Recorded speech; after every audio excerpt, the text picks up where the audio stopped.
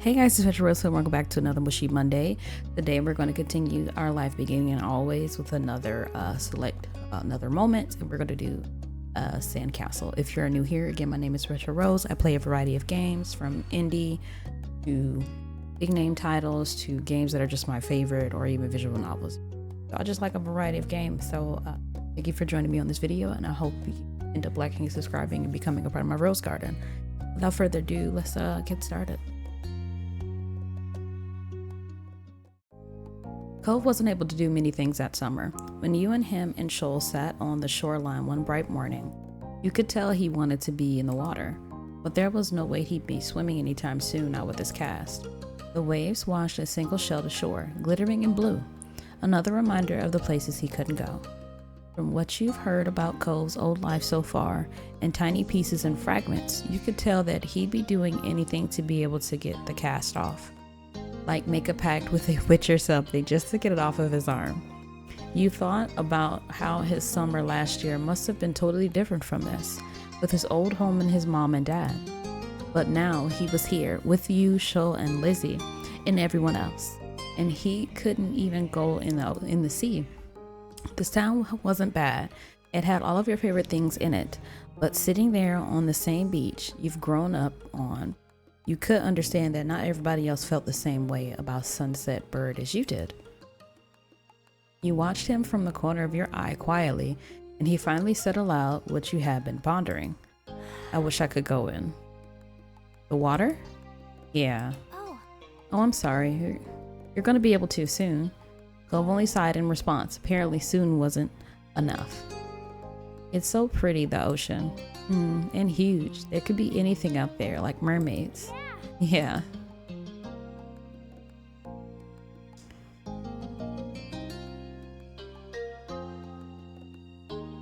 I wish you didn't have a cast. Me too. Obviously not interested in hearing much more of your input on the situation. Cove turned back to the water, but as he looked away, something about Shoal's slowly, careful movements caught his eye. Hey, are you building a sandcastle? Sort of. I was only playing around while you were talking. I'm listening. Maybe I could too. I've only made big piles before. It's really nothing special. I'm sure you'll be good at it right away. Well, how do you do it then?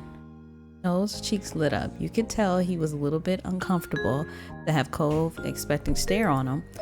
I'll play too. I love making stuff. Yeah. Okay. He put his hand back to his seashells, and Santa nodded. I don't do a lot. Here's how I like to get the house started.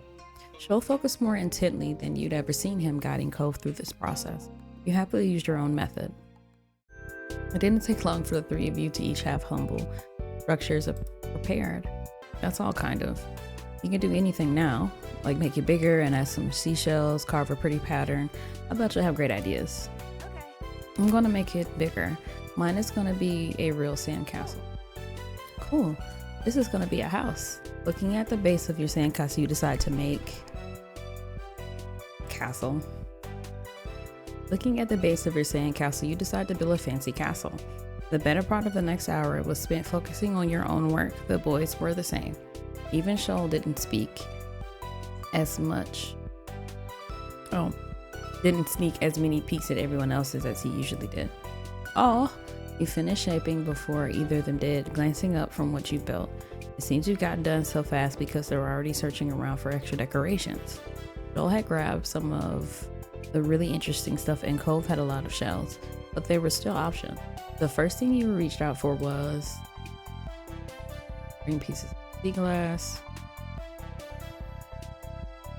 It was best to fit for your castle, you decided. It was see-through and sparkly, so you put it in funny places where it'd take a second look to see it. Pleased with your results, you finally took a proper look around, and that wasn't focused on the sand itself. Both Cole and Shoal seemed super immersed still. You knew you could probably sneak a peek at their roofs too. You check out Shoal. I want to see Shoal's. Shoal's was definitely the best one out of all three, but of you at building sandcastle. His was also the smallest. but there were so many glittering debris and carved sand shapes all over the entire building that his effort was obvious. Joel's little house had even a tiny garden by the front door and another one in the back, all made out of pebbles and other bits of knobs. The silence then broke. What's on top of yours, Shoal? You peek closer to discover something shiny sticking out of Shoal's sandy chimney. Oh, it's just a gum wrapper. It looks like smoke. It's good, that's smart.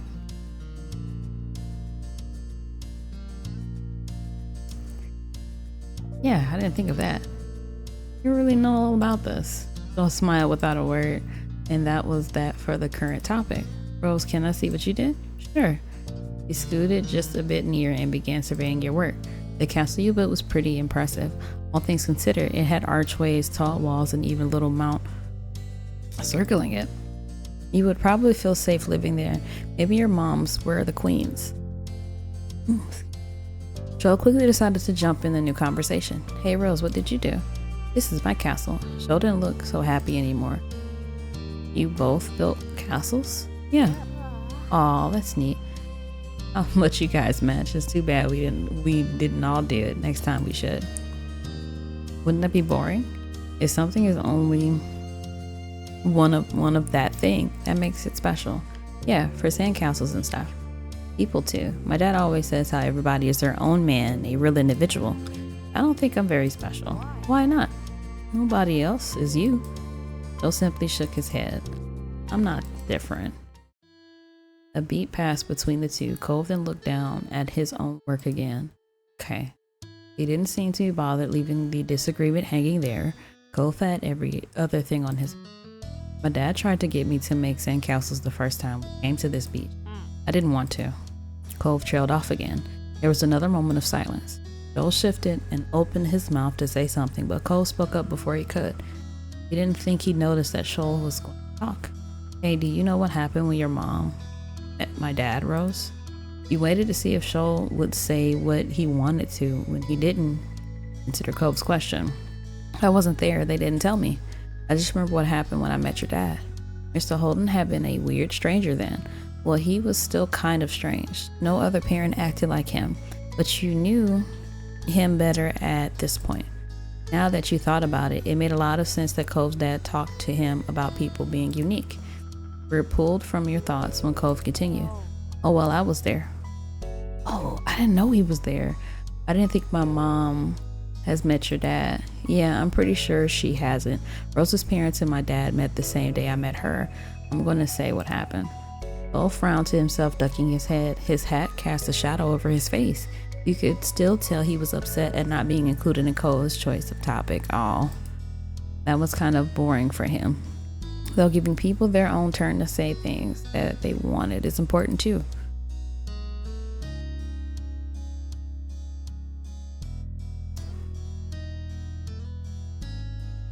Huh? We were talking, just not right now. I'm talking to you. He can listen. Joel's expression barely flickered at the words. He still looked put off. Golf continued like the interruption hadn't happened, and he was determined to tell the tale. When we moved here, we didn't bring a lot of things with us, only some stuff that would fit in Dad's car. We didn't even get a moving truck. I sat there while Dad brought all stuff inside. I didn't want to get out because I knew Dad would make me look around the new house. I really didn't want to do that. His lips twisted into a frown as he recalled that. Then I saw your moms. They were in a car too and stopped at your house. I guess they were coming back from somewhere or something. My dad noticed. He waved his hand and then went over to the front of your house where he started talking to them. I don't know what they said. I couldn't hear it, but he couldn't see me anymore since he was looking the other way. I opened the car door and left. I wanted to get away and went behind the houses. I found those hills there and the ones where we met the first time. Oh, so that's how we ended up finding him up there. Both nodded and stared at you. You stared back and he didn't go on to say anything more. Aren't you going to finish your story? Cole's brows wrinkled, like he didn't understand why you were surprised. Oh, that's all that happened. Oh. Why didn't you want to tell me the story if nothing happened?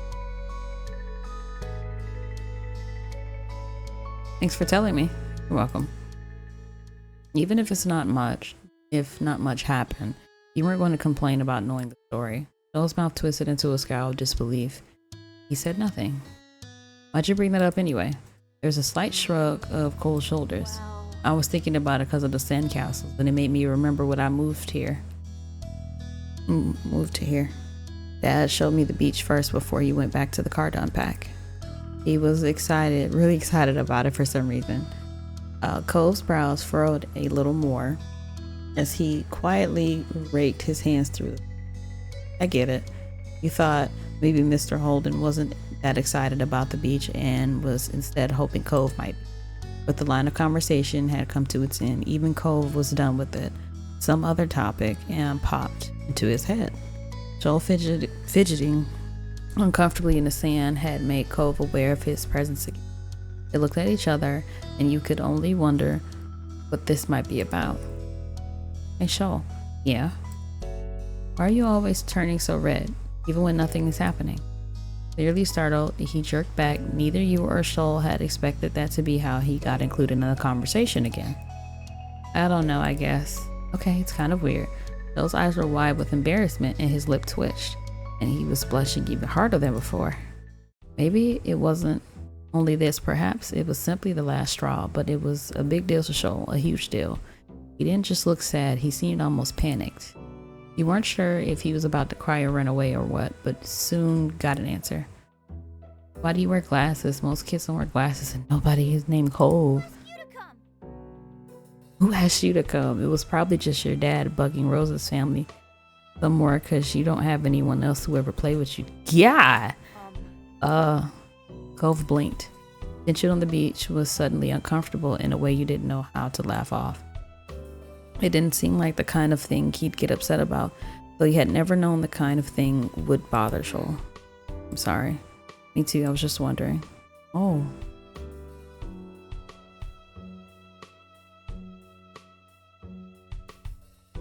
You tried to play on your own. I never see mess with a saying. You pick up some sand and turn it over with your hands. There didn't seem to be much you could do to stop the fight, and there weren't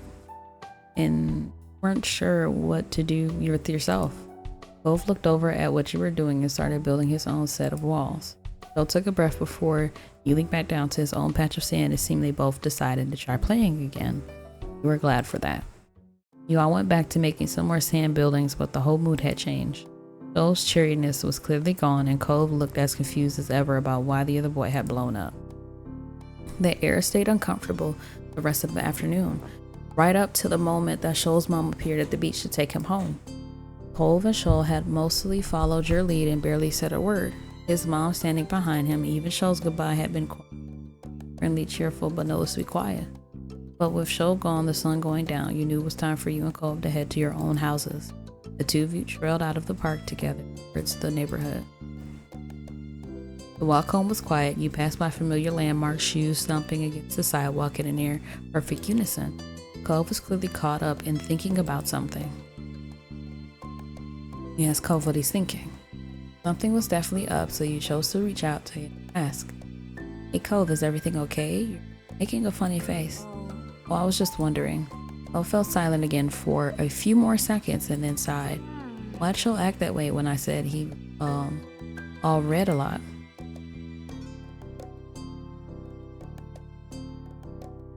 He gets embarrassed. Embarrassed, but I didn't say anything that bad. It might have upset him anyway. I guess I can get it. Why he would do that. Sometimes I get really mad too. Despite seemingly coming to a conclusion, Cole's mood was still sour. Hey Rose, was Joel telling the truth? Huh? His gaze left yours as he dug the sole of his shoe into the ground. He looked oddly vulnerable for a second. Does my dad make you hang out with me? Oh, I know he talks to your moms about that a lot. An uncomfortable weight settled in your chest at that question. You like spending time with Cole. You didn't even have to think that hard about it. You knew you did.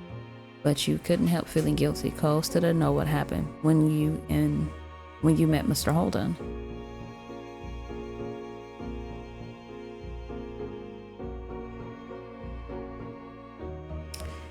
Dad does do stuff so you'll hang out at that. making me speak. Both shoulder relaxed. I didn't even notice he had tensed up. Yeah, that's what I thought too. Anyway, I didn't think he would pretend. Wanted to make sure it was okay is all. Thanks for telling me. Your throat tightened. It was hard to meet Cole's earnest gaze again. Keeping secrets was hard. You're welcome. But now the two of you were on the sidewalk near your houses. It was time to part ways. You hugged Cole goodbye. You stepped forward and wrapped your arms around him tightly. You turned your head, putting your cheek on his shoulder. Cole stood there awkwardly with his hand to the side. He wasn't able to return them. Didn't get the impression he was unhappy about it. You were pretty sure it was the opposite. Bye, Cole. See you tomorrow. Yeah, bye, Rose. You pulled away, then jogged towards your house. Oh. When you looked back, you saw Cove making his way back home too, as if he felt your eyes on him. He still felt a little unsure with what you were supposed to do about dealing with Cole's dad. Didn't want to say anything bad or something. You had no idea how Cove would take it either. It would be terrible if it made him feel bad. But if he didn't want to play with you, you might change your mind sometime. There was always tomorrow after all. But for now, it was definitely something that you keep to yourself. With the final look, he went inside your house. Oh, geez. That was a lot more emotionally fueled than what I'm used to. I feel like we've kind of have an idea of how Shoal feels and expresses himself when he kind of explodes. But again, he doesn't know how to properly express yourself, himself. So what happens is that at times when you don't know how to properly express yourself, you end up bottling up those feelings and just exploding the way that Shoal did. So I'm hoping we have a better understanding of Shoal as the story goes on. I feel bad because it's like I've met people like that before, and I've kind of been like that before at some point in time, but I've have a better understanding of myself now. But it's like, I'll just say that for another day. But thank you for joining me on this Mushy Monday for another Moments with Our Life, and I'll catch you guys next time. Bye.